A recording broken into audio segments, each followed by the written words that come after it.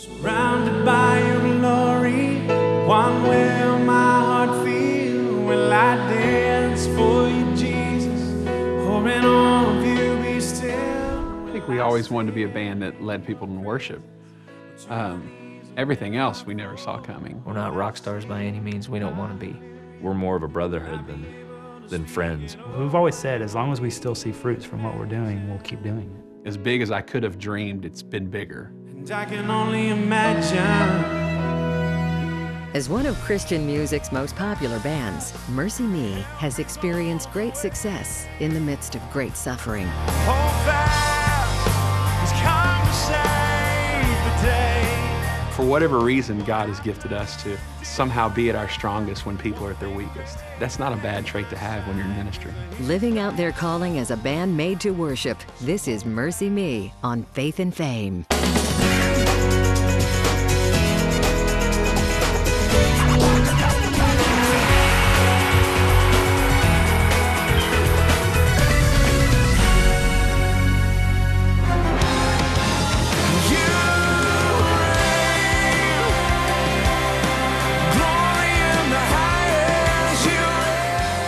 Over the past 15 years, MercyMe has left a large handprint on contemporary Christian music, with platinum-selling albums and a solid stream of #1 hits. It's a really good place for MercyMe right now. I feel like we are more so than ever where God wants us to be. I think we're still real passionate about what we're doing. The whole reason we're doing this is to focus on Christ, you know, in the good times, the bad, and that's 100% what we believe in.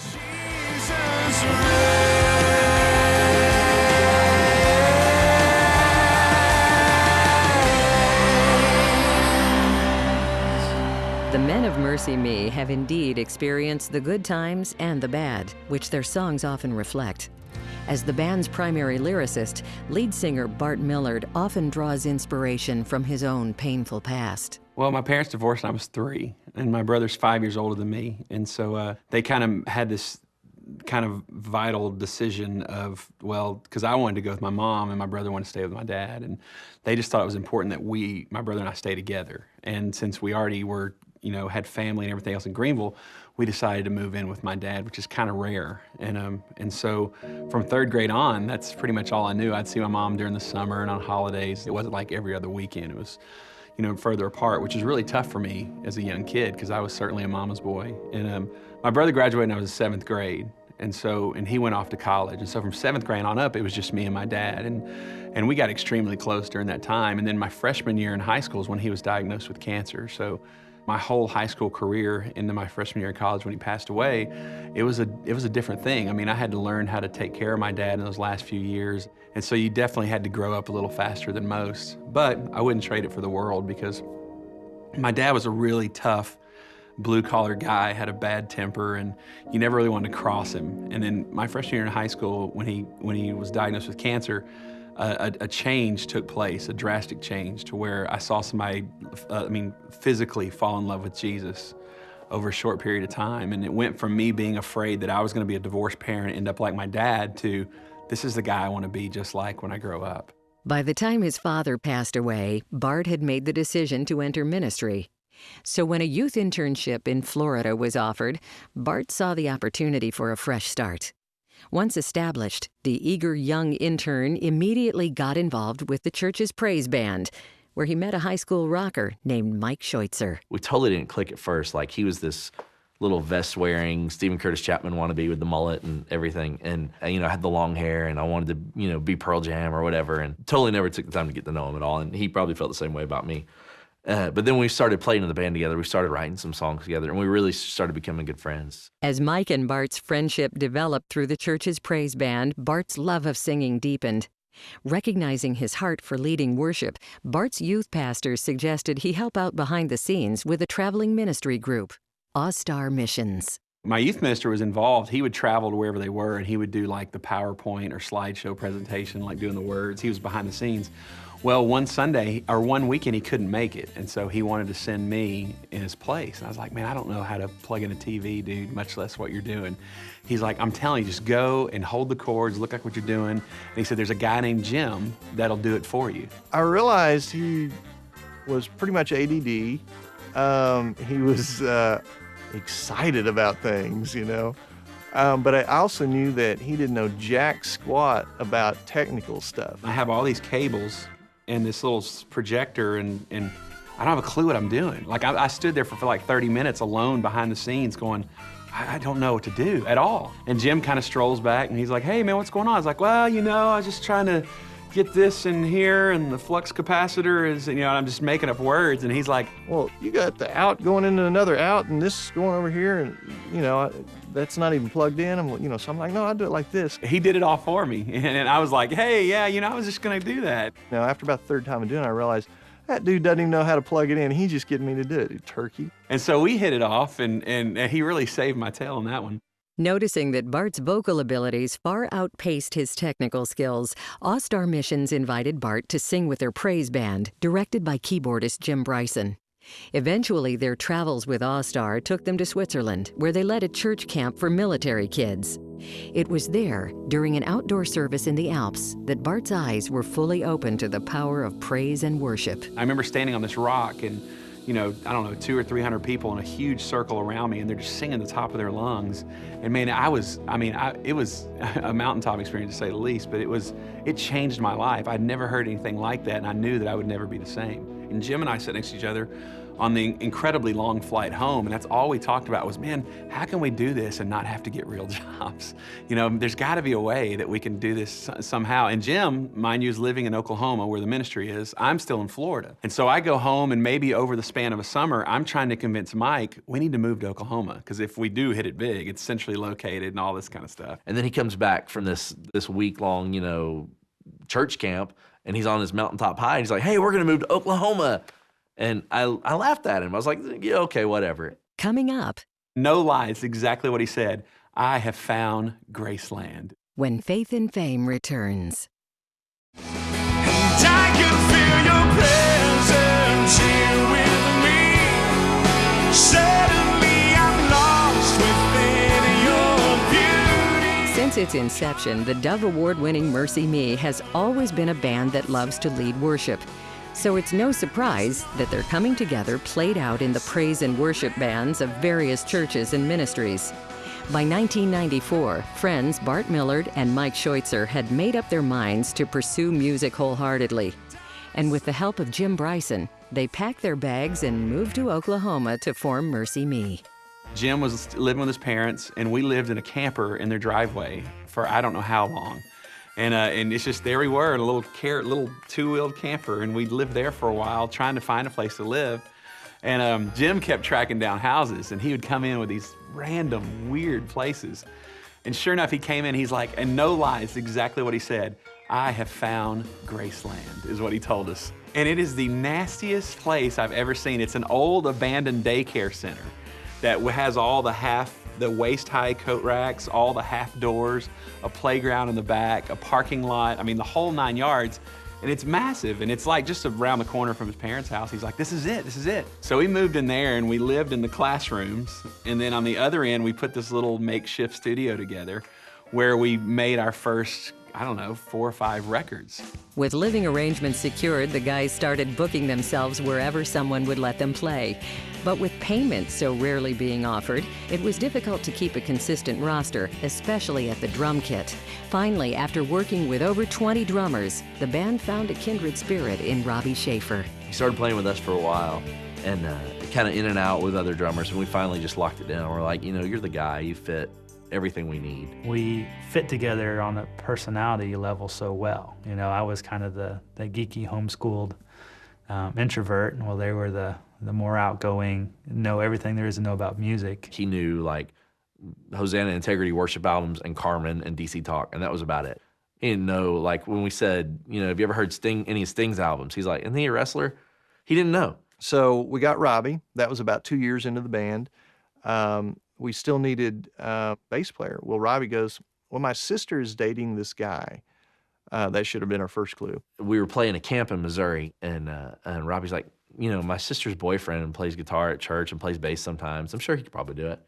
And so Nate came out to the camp to audition, and we didn't even play with him. We were working on the bus, so he helped me carpet part of a wall one time. I'm not quite the grease monkey that Jim is, but I knew how to use the tools and can help him lay the carpet on the bus. And so they said, hey, you're sticking around. He's really soft-spoken. He doesn't have a lot. He's got a lot to say, but he chooses not to, which I think is key in MercyMe, because we have too many chiefs in our teepee, I think.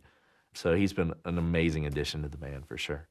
Now, with a full lineup, MercyMe's reputation spread among churches and ministries, allowing them to focus on music full-time. The band was also able to record several independent albums during those years, which reflected their taste for the grunge music so popular in the mid-90s. But it was their skill in leading worship that kept them working, not their original offerings of alternative Christian rock. You know, you gotta understand, this is like when Pearl Jam and these bands are a big deal, and we made a couple of albums that were definitely real kind of grunge rock kind of music.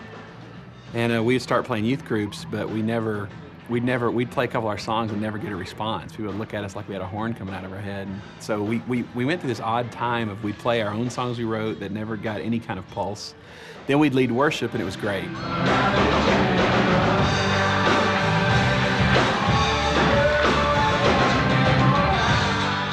And it was so funny because, you know, you lose track of what you're called to do. And it was right there to realize, man, when we lead worship, there's something happens. You know, we went through a lot of trying to figure out who we were as an independent band. We had 6 years to kind of figure it out.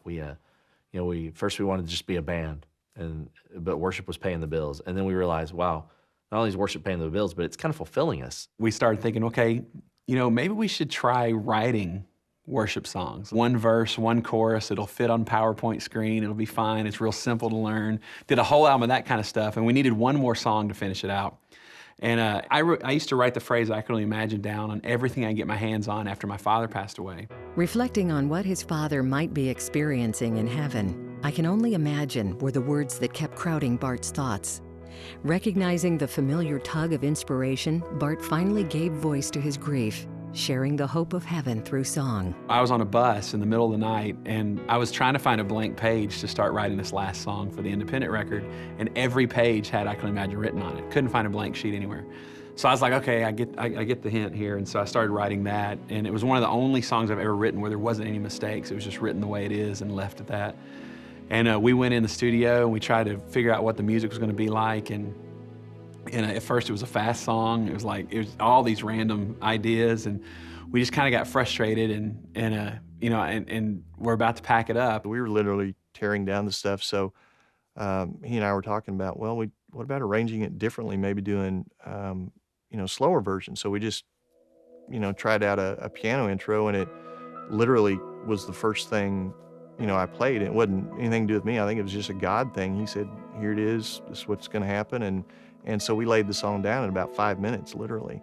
And then we didn't play it for a long time. We thought it was like a B-side. And so we went several dates for a while and not playing that song. But then there was just one camp that said, hey, I Can Only Imagine. Do you think you could sing that during the invitation? And we're like, what key is that in?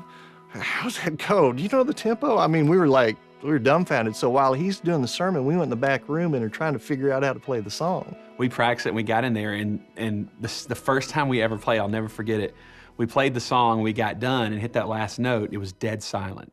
And we were like, it was like the old grunge music days. We were like, oh, great, here we go again. They probably left. And as soon as the lights came up, they were all just weeping. And it was like, well, I've never seen that before. And at that point, we realized, what the song could be and what it means to people.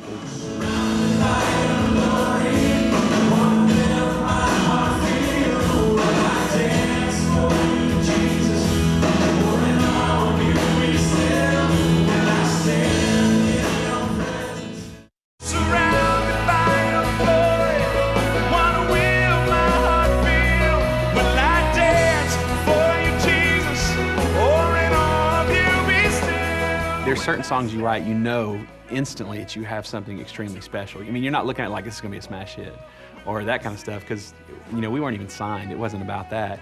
But it was about every once in a while you were able to relay what you're feeling on the inside perfectly on paper. And that was one of those moments. I can only imagine.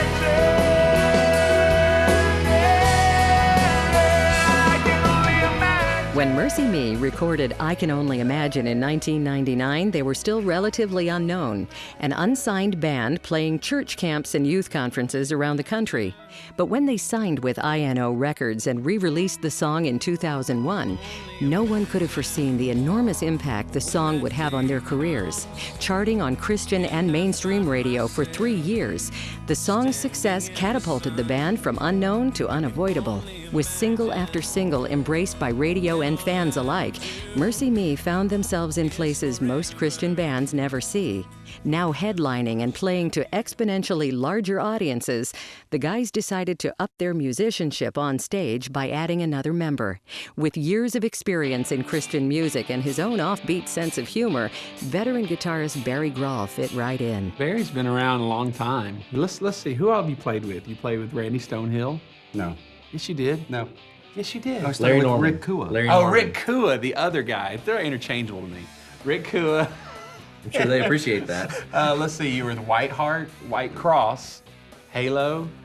Michael Sweet, played for Michael Sweet. You did play with Michael Sweet. Yeah. DC Talk. Renee Garcia. You played with Renee Garcia? Yeah. Oh, I'll be dang. You notice every band you've been with, they aren't around anymore. Oh, Toby's still around. Well, DC Talk, Yeah, Audio Tom. Drilling, White Cross. You may be the demise of MercyMe. The Waiting. They're not That's not together true. anymore. We played with them. I did the waiting. 3 days. It doesn't matter. We just hit it off real well with him as far as just being friends. And the fact that he's an amazing guitar player was almost just like a bonus. There's a huge difference between playing for an artist and just being a sideman and then being part of a family. And this was a family. MercyMe's family philosophy proved to be of utmost importance after Barry joined in 2003. At the peak of their crossover success, the band fell into a season of darkness that left them both discouraged and disoriented. In about a 6-week period, we had about literally 7 or 8 people pass away that were somehow connected to our lives. One of the first one was a friend of ours that had twins, and she was 8 months pregnant, and they lost the heartbeat on both of them. So she was so far along, she actually had to give birth to the babies, and they had a funeral, and it just really impacted us. Then our manager lost a family member, and then it just snowballed. My father passed away, and then I think the final thing was Bart's brother-in-law, his 20-year-old brother-in-law, was killed in a car crash. You know, Chris passed away, my uncle passed away a month later. Gracie was born 7 weeks early. My son was diagnosed with diabetes. My father-in-law had what they thought a brain tumor, and I remember just the emotion of him coming out and gonna be okay was overwhelming. You know, when all this happened, we just, we were just numb for a long time, and we didn't know what to do. We didn't, know how to respond. So a lot of that came out, in the music that we were doing. You're in a better place, I've heard 1,000 times, and at least 1,000 times I've rejoiced for you. Born out of the pain and loss of that season, MercyMe's third album, Undone, was released as an expression of grief and hope. One of the singles, Homesick, clearly revealed the heavy hearts of the band. The song Homesick was written specifically for Bart's brother-in-law, Chris, for his funeral. And it never was meant to be on an album, never meant to be done anywhere except played that one time at the funeral. And it was my in-laws, it was Chris's parents that said, more people need to hear this. And they're the ones that kind of encouraged us to put it on the record. And so we went from not sure what to say on the album to all of a sudden the songs are kind of taking a life of their own. I've never been more homesick than now. It really humbles you to think that, God is allowing something that you've gone through to minister to, however many million people. It's through all these tragic moments we seem to draw closer to Him. I know I do in my life. And the ultimate goal is to draw closer to Him and Him be glorified. And I just wish there was an easier way. And won't you give me strength to make it through somehow? I've never been more homesick than now.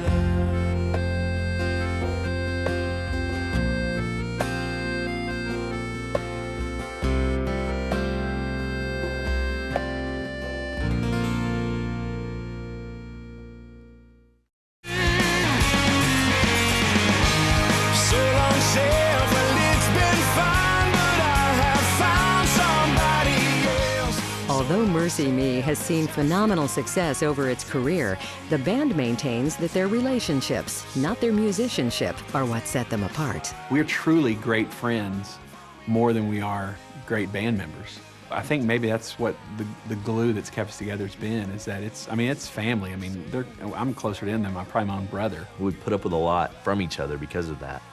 And we realized that, it's bigger than, whether or not Jim ticks me off or, I'm mad at Robbie. It's bigger than that. I think we're kind of past are you gonna get along? You think you're gonna make it? To where it's like, I think it was Bono that once said, being a band's like being the mafia. The only way to get out is when you die, and I think we are stuck in that groove right now. So there's either gonna be a lot more records or somebody's gonna have a bad day soon. With a unique blend of humor and humility, MercyMe is confident in who they are and who they are not.